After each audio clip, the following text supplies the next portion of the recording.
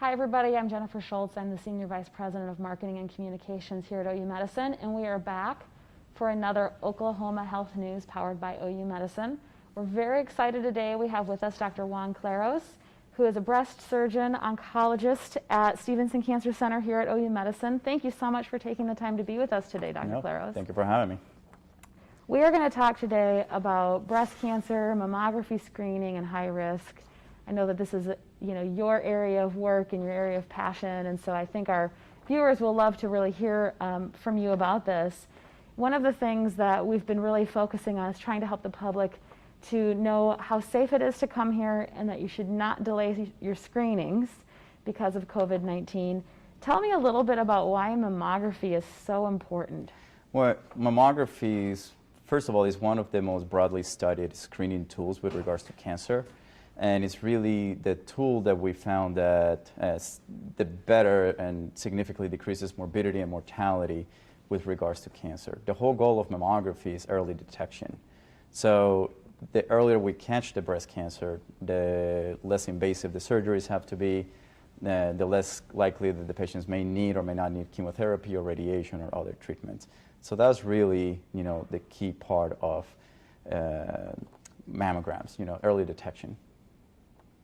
So when you think about early detection, I'd mentioned that we've seen a trend, particularly when we had certain types of services shut down across the country with COVID-19, where people canceled or delayed their screenings. And some people didn't reschedule those. Tell me a little bit about why it's so important to have regular screenings and to not wait and do it, next year. So there's a couple things that played a big role, especially early on during the COVID outbreak, March, April. Luckily, the American Society of Breast Surgeons, the what's the other one? Sorry, the Society of Surgical Oncology, they put out pretty good guidelines about, how to manage the patients that were diagnosed with breast cancer, who we could put on some hormone blockers and some pills to try to get us through the, the heat of the pandemic, and who we could wait on. Now, what you mentioned is, or what you ask is, why is it important to make sure that women that were not diagnosed with breast cancer or have not ever been diagnosed with breast cancer, but are delaying their screening mammograms? And I think three of the critical aspects of a good screening tool are that, first of all, it has to be a disease that affects a significant number of the population, which breast cancer does. 1 in every 8 women are going to be diagnosed with it, so roughly about 12%. 2, that we have to have a good cure for it. There's no point in screening if we don't know how to cure it. So we do have cures for breast cancer, and nowadays we have immunotherapies, better radiation technologies, shorter interval or shorter treatments in general. So we do have a treatment. And the third thing is we need to catch it in a good, window. And that's the problem with COVID, because a lot of women are delaying their screenings, pushing them back, which is narrowing that window of diagnosis when we want to catch it as early as possible. So that's, what partly I'm here today, and what a lot of breast radiologists and breast surgeons and breast cancer specialists will say, we have COVID, but we're taking a lot of measures at our imaging centers to make sure that everybody's protected, and to reinforce women that they need to get their mammograms done, because otherwise we're running the risk of catching cancer at a later stage. We know that cancers that are diagnosed once it's palpable, for example. So the goal is to find cancer before it's palpable. If the cancer is diagnosed once it's palpable, is lower probability that we may be able to do breast conservation therapies, and higher risk that the patient may actually need chemotherapies as well. So you've talked a little bit, the purpose of mammography being to detect cancer at its earliest stage. But you hear about different types of mammography, and sometimes it gets kind of hard to sort through it. Tell me a little bit about what the difference is between screening mammography and diagnostic mammography. Okay. So screening mammogram is the one that most women are going to get when they're just going for a routine exam.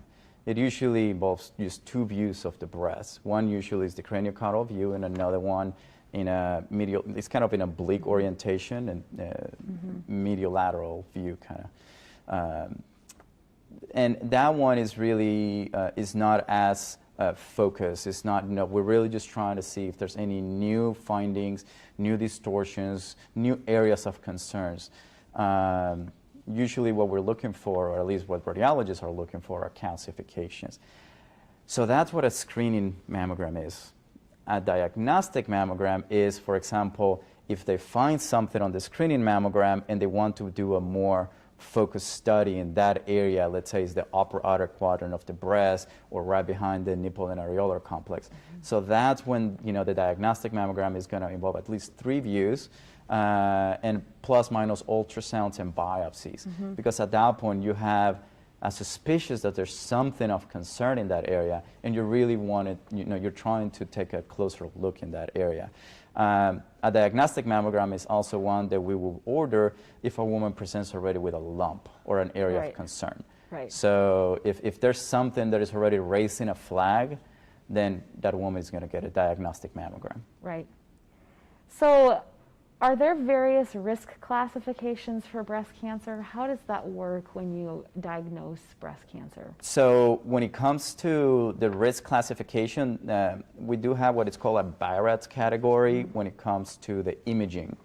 So every mammogram is going to get a classification of the risk that what that mammogram showed of, what is the probability that that mammogram is showing some form of cancer.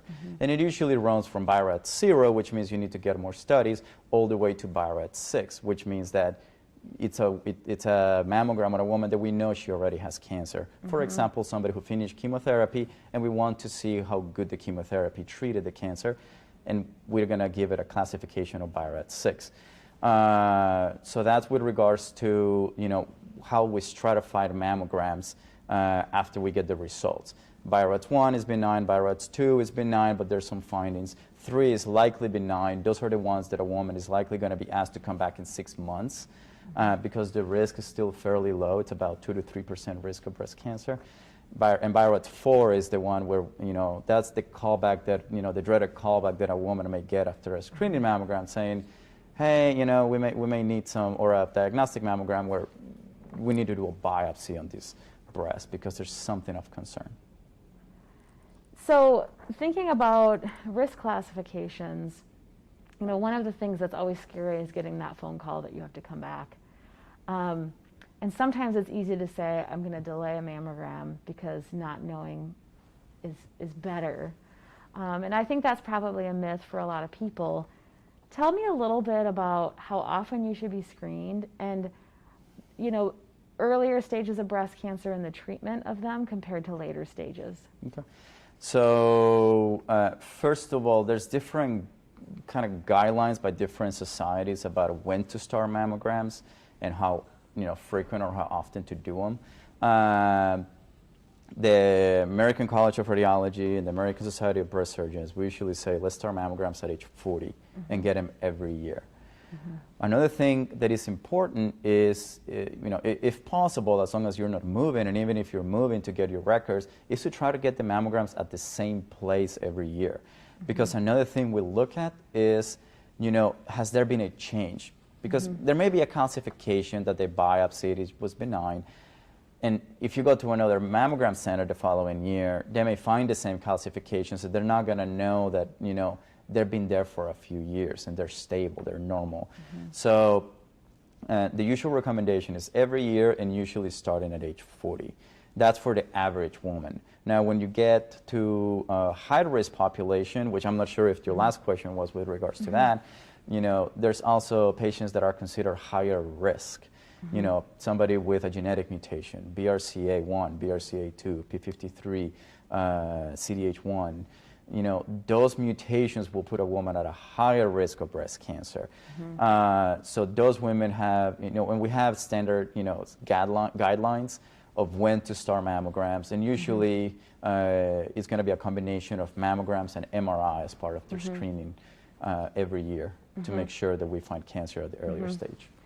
Now, when you're talking about these high-risk categories, like you said, BRCA1, and a lot of people kind of call it BRCA. Yeah, the That's BRCA, a word the people famous might BRCA, hear. yes. How do you know if you have that, or what makes a person get tested for that? How do you know if you maybe should check out if you are in a high-risk category?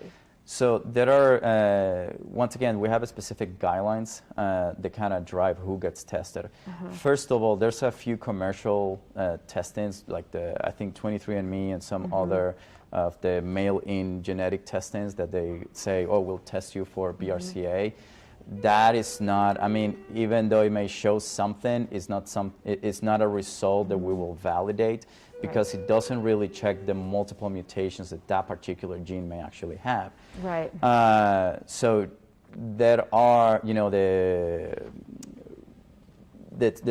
companies that we use, when we check for genetic testing, we actually check for at least 34 genes. We don't just check for the BRCA1 or just the BRCA2. We actually, you know, check for multiple ones. So who qualifies for genetic testing? That's, you know, the second part of your question, I think. First of all, if somebody who's very young and is diagnosed with breast cancer, usually anybody below the age of 40 to 45, we automatically send genetic testing. Somebody who has triple negative breast cancer, which is a more aggressive type of breast cancer, who's younger than 60, we check for genetics. And if they turn out to be positive, then we, you know, look at their children, their siblings, and other family members, so we can better assess if they also need to be screening with, you know, an MRI on top of a mammogram. So family history, genetic mutations, those are two of the biggest factors that will influence whether somebody falls in the high-risk category.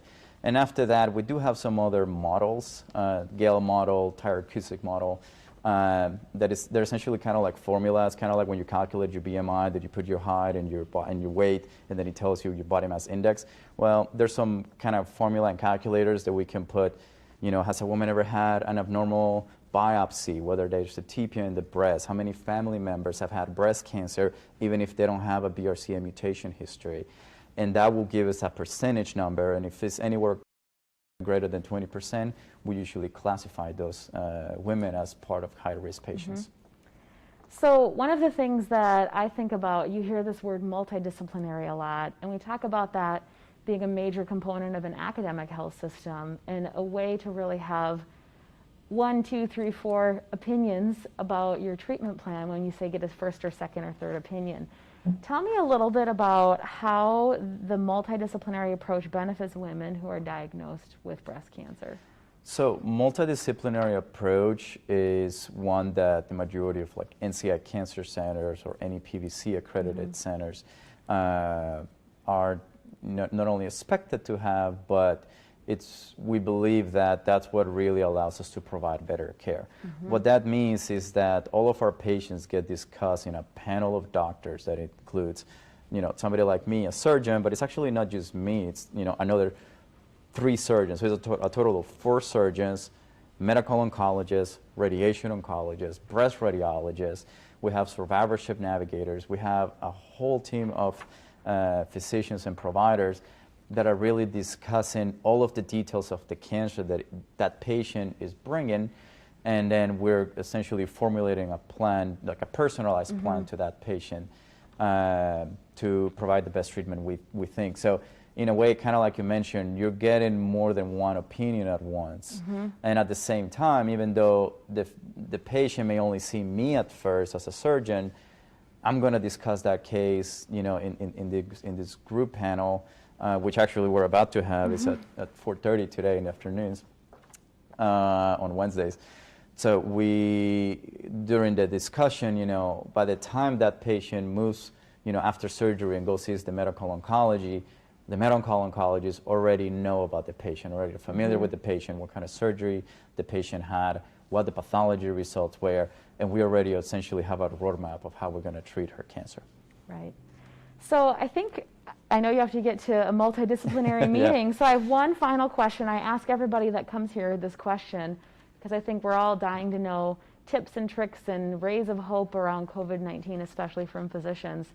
What are you telling your friends and family about COVID-19? So for better or worse, I've been, I wouldn't say exposed to how this disease has affected not just here in Oklahoma, but across the country and around the world. My brother and my mom are in New Jersey, which was one of the biggest hotspots early on, back in March and April. My brother actually tested positive. I hope he's not mad that I'm essentially breaking hip on him. But thankfully, he didn't have any symptoms. He just tested for the antibodies. But it kind of shined the light on me early on of how aggressive it was up in New Jersey, how they were able to, everybody stay home, wearing their mask, social distancing. At the same time, I also have family in El Salvador. My dad and my little siblings are in El Salvador. So I'm seeing how a first world country like us, a third world country like El Salvador, it's affecting everybody. It's not discriminating. Right. So it's really important for us, especially in Oklahoma, as we're seeing our numbers rise in the last few days, to really keep in mind to wear our mask. You're not wearing your mask just to protect yourself. You're wearing your mask just to protect really others, most importantly, because I may be asymptomatic and I may say, well, I'm fine, but I don't want to put y'all at risk just because I don't feel any symptoms. The same way that my brother never felt any symptoms. So yeah, I think it's important for everybody to just be smart, wear your mask. I think that's wash your hands. If you don't need to go out, if you don't need to have parties or be in a big social gathering, just stay home. A little bit of a sacrifice right now is gonna pay a lot of dividends in the long run. Well, I really appreciate you taking the time to come here, talking to us about breast cancer, high-risk breast cancer, the importance of screenings, and how we're all getting through this time together. So thank you for joining us. We are going to be back here again, I believe next week, or no, later this week actually, with more Oklahoma health news. We always try to tailor these topics to things that you're interested in.